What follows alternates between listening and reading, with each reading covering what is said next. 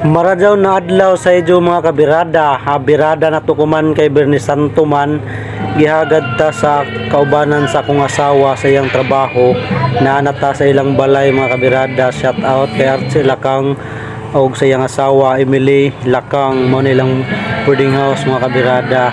Wala may duty nila, gihagad ta og inom mga kabirada, tas mga kuno taog salad nga ilang binuhat. Shout out sad kay Matt TV, mo na siya nagkalo, nagtapok-tapok ang mga kaubanan uban ang mga asawa mga kabirada, nag-enjoy ang Friday Semana Santa mga kabirada. While pag-abot nato atong ibidyuhan mo ng ikaw na to mga kabirada, salad mo niyang akong dalagang gamay. Hello kuno, tapos muna ang giinom mga kabirada, Red Horse Beer extra strong.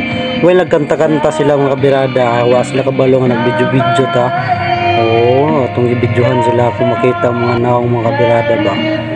Muna yung nag-invite sa atuwa si Archie Lakang. Shout out sa iyo bay, og daghang salamat sa pag-imbitar. At least nalingaw gihapon ng Semana Santa. Bahala og pinobrera mga kabirada. At least na-enjoy nato. Daghang salamat and bye guys. God bless to all. Don't forget comment sa atong video para makabalo ko kung asa niabot ni taman mga kabirada.